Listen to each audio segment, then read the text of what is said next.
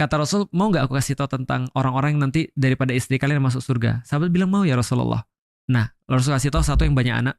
Yang kedua adalah yang paling bermanfaat buat suaminya. Yang ketiga adalah yang tutur katanya lembut. Yang keempat adalah yang kalau dia lagi bermasalah sama suaminya atau suami yang lagi masalah kepada dia, either way dia marah pada suaminya atau suaminya marah pada dia, maka dia segera menghambur ke pangkuan suaminya lalu berkata, wahai suamiku, aku tidak bisa tidur sebelum kau memaafkan aku. Kenapa bisa begitu? Pertanyaannya. Jawabannya sederhana. Perempuan maunya laki-laki yang determinasinya tinggi, tanggung jawab, punya haibah. Haibah tuh hebat dalam bahasa Indonesia. Punya apa ya? Wibawa. Punya satu kesungguhan. Dia pengen laki-laki, semua laki-laki yang dia pengen ini ya pasti laki-laki yang kayak gitu. Nggak pelin-pelan dan seterusnya. Itu satu paket dengan tidak minta maaf. Laki-laki tuh punya ego. Makanya kalau kita tuh paling tersinggung ketika harga diri kita terkompromisasi. Perempuan enggak. Perempuan itu tingkatan tertinggi dia adalah dia harus nyaman.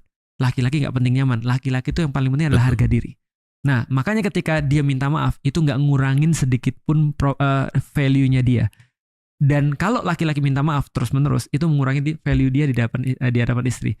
Tapi kalau seorang perempuan udah minta maaf, itulah namanya pink venom. Tahu nggak? Perempuan tuh kapan lebih bisa berkuasa daripada laki-laki? Kapan kita nurutin dia banget? Kita habis marah kita bisa nurutin dia kapan? Kalau dia meminta-minta. Wah, keren banget. Langsung benar lagi, Mas. Kita nurut dia kalau kita merasa in control. Kalau kita merasa in control, artinya kalau kita merasa oke nih, dia sudah nurut sama aku nih, aku nurutin dia. Kita akan loss justru kalau kita dapat. Itulah hebatnya perempuan. Makanya ketika mereka menunjukkan bahwasanya mereka tuh tunduk pada laki-laki, itu adalah kondisi perempuan paling berbahaya. Ada penelitiannya loh, Mas. Tentang orang selingkuh di kantor. Tahu, Mas? Nggak tahu.